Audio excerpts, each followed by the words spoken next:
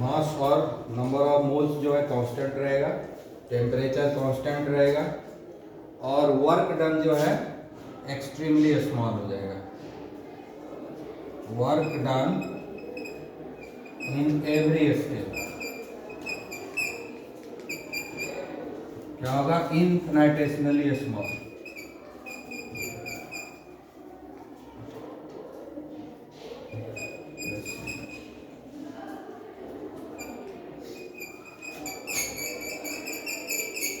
ठीक है ना?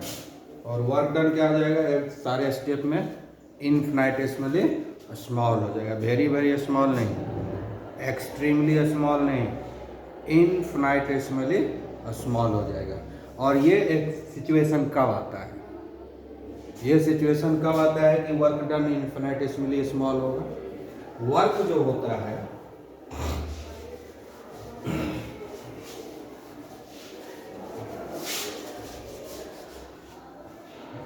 वर्क जो हो रहा है, तो उसमें हम कहाँ गैसियस सिस्टम का हम लोग एग्जाम्पल लिए थे, है ना? यही है ना, सिलेंडर, और इसमें हमको पिस्टन लगा हुआ था, यही है ना, यही लिए थे ना।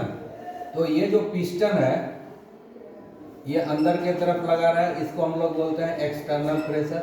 और यहाँ पर जो गैस है वो बाहर के तरफ लगा रहा है ना, इसको हम लोग क्या बोलते हैं? इस प्रेशर को इंटरनल प्रेशर बोलते हैं। ठीक है, इंटरनल प्रेशर जो है इधर से इधर लग रहा है, और पिस्टन जो है एक्सटर्नल प्रेशर लगा रहा है, पी एक्सटर्नल।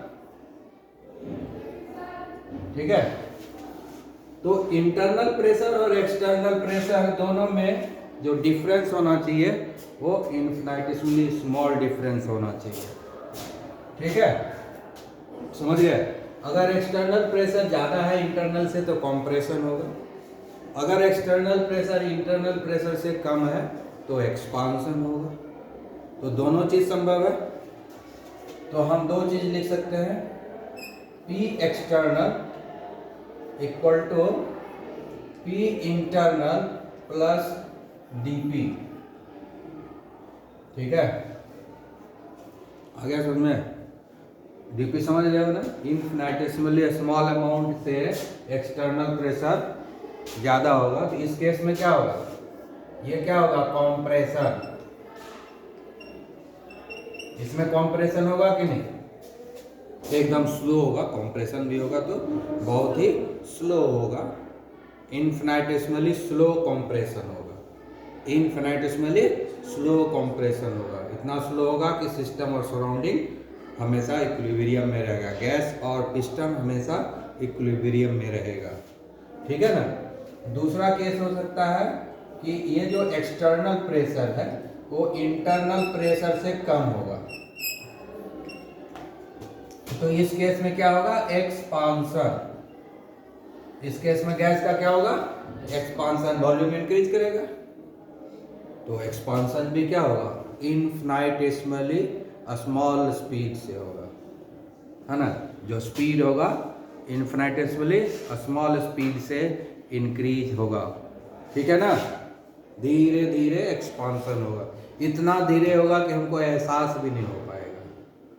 कंप्रेशन भी इतना धीरे होगा कि हमको एहसास नहीं होगा, एक्सपांशन भी इतना धीरे होगा कि हमको एहसास नहीं होगा। जब ऐसा सिचुएशन होता है तभी हमको ये जो है उसको हम लोग बोलते हैं रिवर्सिबल प्रोसेस।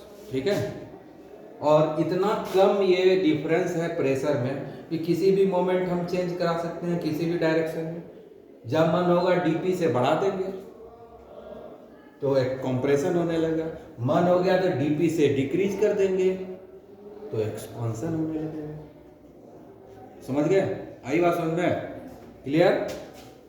जब ये सिचुएशन आ जाता है एक्सटर्नल और इंटरनल प्रेशर में डिफरेंस जो है इनफिनिटेसिमली स्मॉल हो जाता है, डिफरेंस सिर्फ डीपी रह जाता है, तब वो केस कहलाता है, हाथ हटाओ, तब उसको बोलते हैं रिवर्सिबल प्रोसेस। ठीक है? आया बात समझ में? अब दोनों को हम लोग एक साथ लिख देंगे, क्योंकि जो भी फॉर्मूला हम तैयार करेंगे वो कॉम्प्रेशन और एक्सपांशन दोनों के लिए तैयार करेंगे ना। हाँ, तो इसलिए अब हम दोनों को एक साथ लिखते हैं, प्लस माइनस dp। हो गया, ठीक है, समझ में आ गया? हाँ, ठीक है। यहाँ पर हम लोग यह कैपिटल दिए तो ये भी कैपिटल ले लो, अच्छा रहेगा, ठीक है ना। कैपिटल लेटर यूज किया है ना, तो कैपिटल ही यूज करेंगे इधर, ठीक है।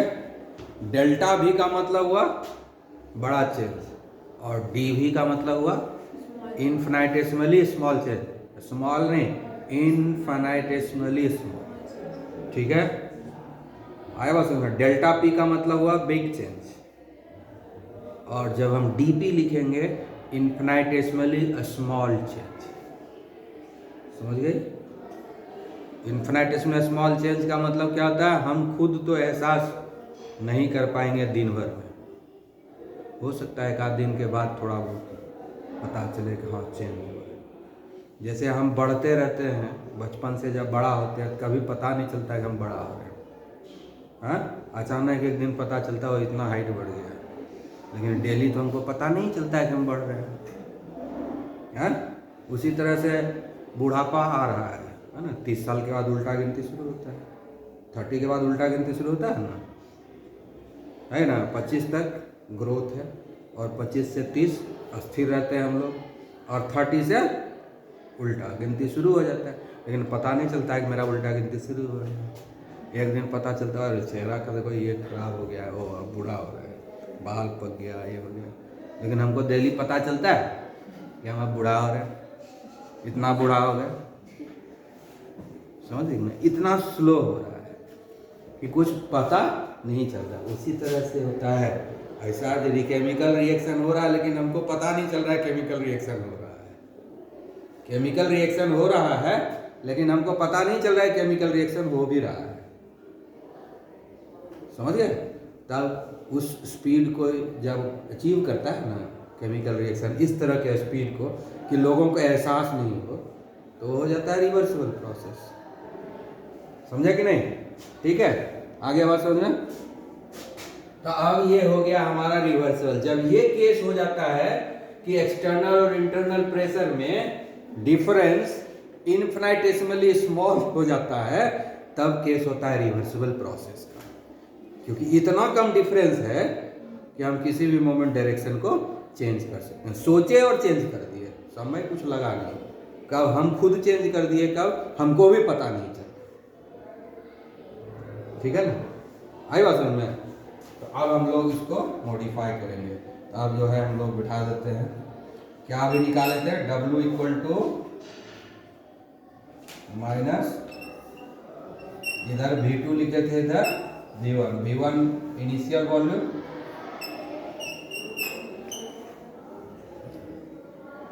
क्या था dV ना, यही ना फॉर्मूला, हाँ क्या और कुछ यही है। अब इसके जगह पर ये हम नहीं दे सकते हैं, क्योंकि हमको एक्सटर्नल प्रेशर बड़ा मुश्किल होगा, क्योंकि बाहर का दुनिया पर कंट्रोल मेरा नहीं है, बाहर के दुनिया पर कंट्रोल नहीं है। हम इस क्लास में पढ़ा रहे हैं तो हम क्लास को कंट्रोल कर सकते हैं, और दूसरा अगल बगल इतना क्लास चल रहा है, आप किसको कैसे कंट्रोल करेंगे? वो मेरे अंदर में नहीं है, समझ गया ना? ये सिस्टम है, सिस्टम के ऊपर हमारा कमांड है, हम उसको हर तरीके से ऑब्जर्व कर सकते हैं, कंट्रोल कर सकते हैं ना। लेकिन सराउंडिंग बहुत बड़ा है, वो हमारे कंट्रोल में नहीं है। तो इसीलिए जो हमारा फॉर्मूला होना चाहिए सिस्टम बेस्ड होना चाहिए, ठीक है ना? सिस्टम बेस्ड होना चाहिए, ना कि सराउंडिंग बेस्ड होना चाहिए। यहाँ एक्सटर्नल प्रेशर किसका है? सराउंडिंग में लगा रहा है, पिस्टन सराउंडिंग में है, हाँ? लेकिन हमको फॉर्मूला को सिस्टम में बदलना है, सिस्टम से रिलेटेड बनाना है, सराउंडिंग से नहीं रखना है, ठीक है ना? क्योंकि जब स्मॉल चेंज होगा तो हम सिस्टम से ही पता कर पाएंगे, सराउंडिंग से पता नहीं कर पाएंगे। इसलिए इसको हम लोग सिस्टम में बदलेंगे। उसके लिए क्या करेंगे, इंटरनल प्रेशर जो होता है वो सिस्टम का प्रेशर है ना, इंटरनल प्रेशर किसका है, सिस्टम का ना, इसलिए एक्सटर्नल से हमको इंटरनल में बदल देना है। ठीक है, इसके लिए क्या करेंगे, इसको हम रिप्लेस कर देंगे इससे। ठीक है, इधर ये समझ में आ गया है ना, इसको हटा दें।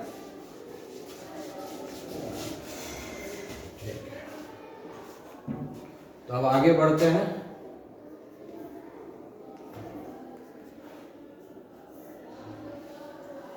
V2 V1, ये इसके बदले हम ये लिखेंगे P internal plus minus dP। ठीक है, समझ में आ रहा है ना मैथ? ठीक है, इसलिए बायोलॉजी वाले ये नहीं कहेंगे कि मैथ नहीं आता है। साइंस पढ़ रहे हो तो मैथ तो आना ही पड़ेगा। मैथ नहीं आता है तो नहीं पढ़ना है, साइंस पढ़ना नहीं, बायोलॉजी नहीं पढ़ना है। ठीक है ना, अब इसको इससे मल्टीप्लाई कर देंगे, हो जाएगा ना multiply, dV plus minus dP into dV। ठीक है,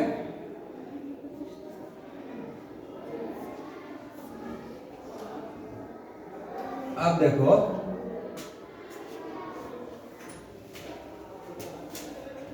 अच्छा 2 इंटू 3 कितना होता है, 6। बढ़ा के घटा, मल्टीप्लाई करने से बढ़ जाए।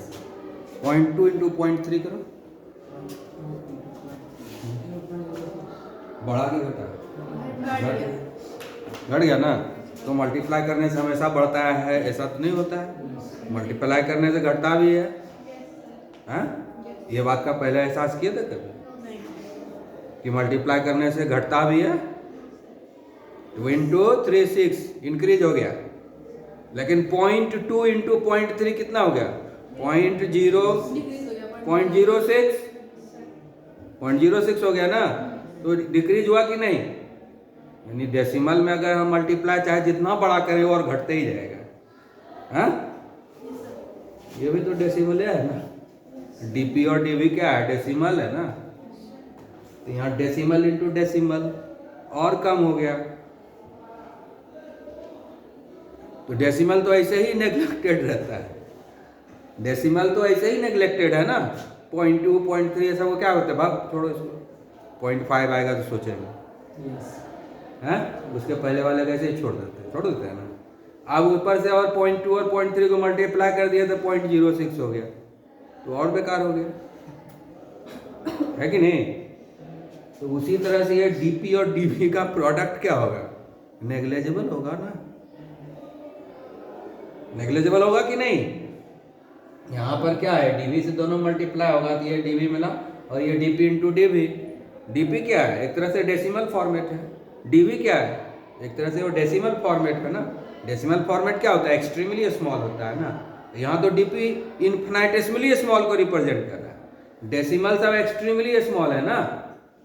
और जब एक्सट्रीमली स्मॉल को करते हैं तो और एक्सट्रीमली स्मॉल हो जाता है, वेरी वेरी एक्सट्रीमली स्मॉल हो जाता है। तो अब यहाँ सोचो कि इन्फिनिटेसिमली स्मॉल को मल्टीप्लाई करेंगे क्या हो जाएगा, लगभग 0 हो जाएगा, नथिंग हो जाएगा ना, नथिंग। तो हम इसको नेग्लेक्ट क्यों नहीं करते हैं, इसको छोड़ देते हैं। झूठ मूठ का दिक्कत कर रहा है, देखने में इतना बड़ा दिखता है, गुना करने में दिमाग खराब करेगा। हैं, डेसिमल गुना करने से तो रिजल्ट आता है छोटा छोटा, लेकिन गुना करने में दिमाग खराब हो जाता है ना। तो इसीलिए हम इसको भगा देंगे, नहीं रखेंगे, इसको नेग्लेक्ट कर देंगे। डीपी और डीवी नेग्लेक्टेड, ठीक है। इसलिए इसको क्या करेंगे, हम लोग नेग्लेक्ट कर देंगे। तो फाइनली हमारा क्या आया, V2 V1 इंटरनल dV, ठीक है, dP इंटू dV नेग्लेक्टेड, ठीक है, एज इट इज इन्फिनिटेसिमली स्मॉल। ठीक है ना, समझ में आ गया।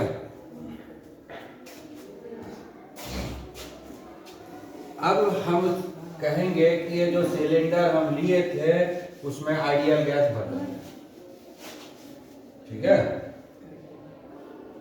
It is assumed that gas cylinder is filled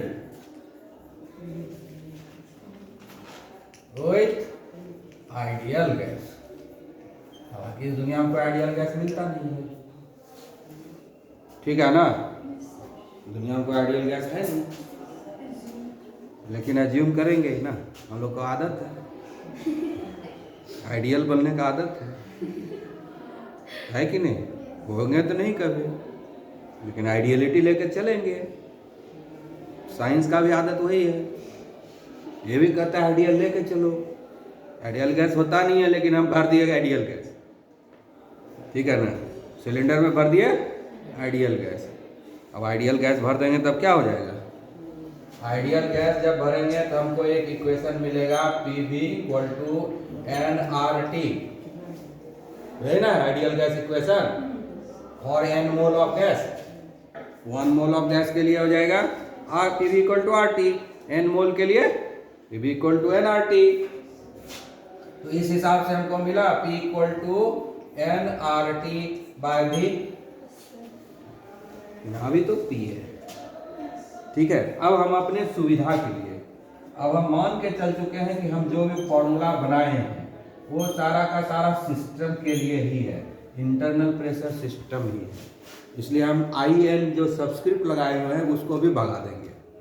पहले DP and DB को भगा दिए, अब हम इस IN को भी भगा देंगे, सिर्फ लिखेंगे PDB।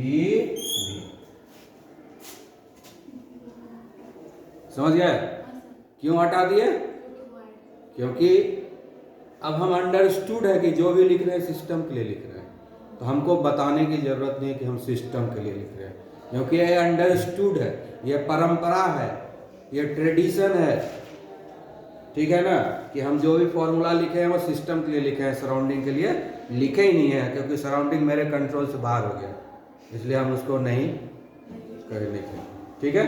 इसलिए हम IN इन लगाने की कोई ज़रूरत नहीं है, क्योंकि मालूम है कि हम सिस्टम को ही कंसीडर कर रहे हैं, इसलिए हटा दिए, ठीक है, क्लियर। अब इस P को रिप्लेस कर देंगे इससे, ठीक है, देयरफॉर W इक्वल टू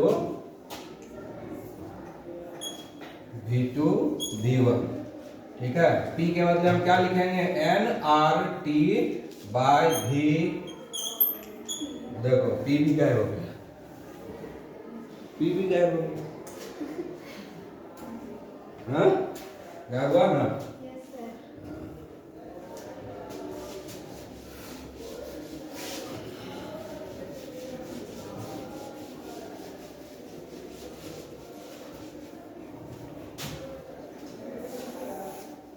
अब जो है आगे चलेंगे, इंटीग्रेशन करेंगे। अब जो भी कांस्टेंट है उसको बाहर कर देंगे, इसमें nRT कांस्टेंट है, n भी कांस्टेंट है क्योंकि नंबर ऑफ मोल्स है, R गैस कांस्टेंट है, और आइसोथर्मल प्रोसेस में चल रहे हैं, याद है ना, आइसोथर्मल प्रोसेस में चल रहे हैं, तो T भी कांस्टेंट है, और कांस्टेंट का इंटीग्रेशन होता नहीं है, कांस्टेंट का इंटीग्रेशन नहीं होता है, इसलिए उसको हम बाहर कर देते हैं, ठीक है। तो हो जाएगा -nRT, बाहर हो जाएगा, हो गया 1/V dV, समझ गए। 1/V का इंटीग्रेशन क्या होता है, बोलो, पढ़ा है कि नहीं इंटीग्रेशन, नहीं पढ़ा, 12 में होगा, हो सकता है, ठीक है। थोड़ा सा 1/V का इंटीग्रेशन होता है ln/V, दो तरह का लॉग होता है, एक ln होता है, एक log होता है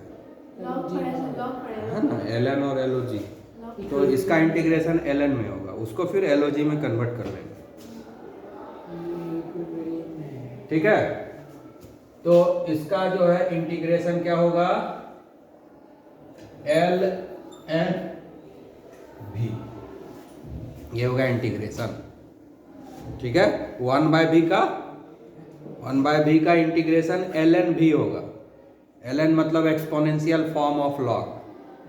ln क्या हुआ? Exponential form of log. ये भी लॉग ही है, एक्सपोनेंशियल। इसका बेस जो है ना ई है, और एलओजी का बेस क्या होता है? 10 होता है। ठीक है ना, एलओजी का बेस क्या होता है? 10। ठीक है, लॉग तो आईसीएसई वाले को तो है, सीबीएसई वाले भले नहीं जाने, है ना? समझ गया ना? तो माइनस एनआरटी तो बाहर रह गया, और इंटीग्रेशन करने के बाद इसको स्क्वायर ब्रैकेट में लिखेंगे। ठीक है ना, और इसके ऊपर जो है volume, upper limit lower limit लिख देंगे। ये अपर लिमिट, ये लोअर लिमिट, इस तरीके से लिख देते हैं। ठीक है ना, ये सब इंटीग्रेशन करने का तरीका है, ज़्यादा इंटीग्रेशन थोड़ी इसमें है। ठीक है, इतना सा सीख सकते हो, बहुत भारी नहीं। ठीक है, ये हो गया। अब जो है अपर लिमिट को पहले इसमें पुट करेंगे, तो हो जाएगा ln v2 minus ln v1। Upper limit को पहले पुट किए, माइनस कर दिए लोअर लिमिट से। ठीक है, बस ऐसे ही लिख देना, ज्यादा दिमाग नहीं लगाना है। समझ गए कि नहीं? और जब ln में माइनस होता है ना, तो वो डिवीजन हो जाता है, जब उसको एक साथ लिखते हैं। तो लॉग में पढ़े हो। ठीक है, ये हो जाएगा ln v2 बाय v1। समझ गया ना? यही है work done for isothermal reversible process. Irreversible process के लिए शुरू में बताए माइनस PEX डेल्टा भी बताया था ना। और ये हो गया work done in reversible process. अगर reversible process, isothermal reversible process में अगर हम काम कर रहे हैं, तो उसके लिए वर्क डन का फॉर्मूला ये हुआ। समझ गए? ये एक्सप्रेशन हुआ। आगे समझ में? हाँ, इसको और सिंप्लीफाई कर सकते हैं। n मोल के लिए अगर 1 मोल है तो n का वैल्यू 1 हो जाएगा। अब ln से LOG में कन्वर्ट करना है, तो इसमें 2.303 से मल्टीप्लाई कर देंगे। अब कैसे होता है वो तो मैथ वाला स्टूडेंट अपना समझे, जाने, कोई मतलब नहीं। ठीक है, हमको तो सिर्फ मलाई खाना है, कैसे मलाई बना हो जाने मैथ वाला। ठीक है ना, 2.303 से मल्टीप्लाई कर देंगे। ठीक है, LOG v2 बाय v1। अगर एक्सपोनेंशियल फॉर्म में रखना है तो ये यूज करेंगे, और नहीं तो ये वाला ही हम ज़्यादा यूज करते हैं। ठीक है ना, ये थोड़ा हमको टफ लगता है कैलकुलेशन में। तो ये दोनों ही तुम्हारा एक्सप्रेशन है। ये दोनों क्या हुआ? Work done in isothermal reversible process.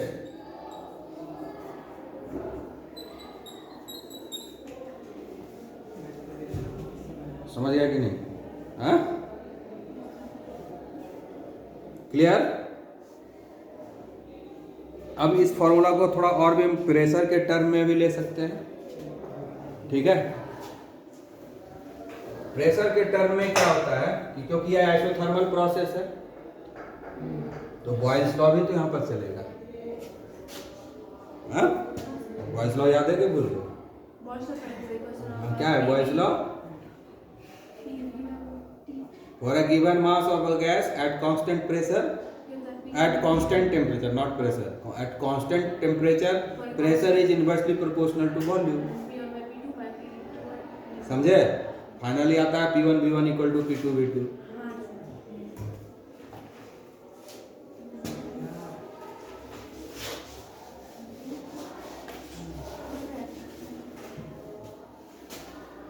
Since T is constant, ठीक है ना, T कांस्टेंट है तो Boyle's law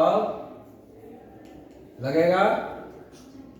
PV equal to constant, इसी से आ जाता है T1 V1 equal to P2 V2। ये बॉयज लॉ है। एक चैप्टर तुम लोग का उड़ा दिया ना, स्टेट्स ऑफ मैटर, उसमें है ये। नहीं अभी भी है 11 नहीं है, उड़ा दिया है।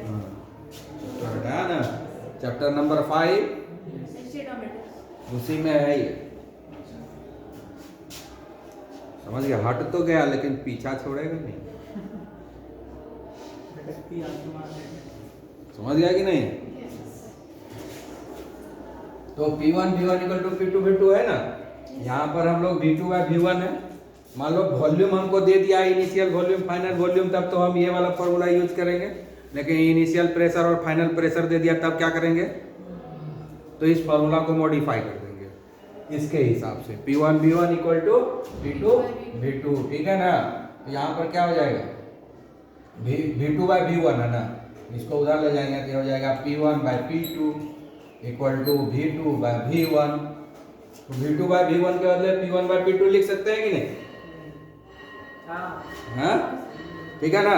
तो ये मॉडिफाई हो जाएगा कि नहीं? 2.303 nRT log V2 bye V1 के बदले हम P1 बाय P2 लिखेंगे, ठीक है। आया बस समझ में? बॉयल्स लॉ पढ़ते हैं, चार्ल्स लॉ पढ़ते हैं, फिर गे-लुसेक लॉ पढ़ते हैं। गे-लुसेक लॉ, ठीक है ना, उससे में ही आ जाता है, ठीक है। आया समझ में? तो अगर हमको इनिशियल और फाइनल प्रेशर दे दिया है, वॉल्यूम नहीं दिया है, तो इस फॉर्मूला को यूज करेंगे, ठीक है। और इनिशियल वॉल्यूम और फाइनल वॉल्यूम दिया है तो ये यूज करेंगे। तो ये सारा क्या हो गया? Expression for isothermal reversible process. This is the expression for work done in thermal process as well as reversible process, ठीक है। isothermal reversible process, work done in isothermal reversible process, clear? आ गया समझ में? अब कल हम लोग पढ़ेंगे फर्स्ट लॉ ऑफ थर्मोडायनामिक्स, ठीक है।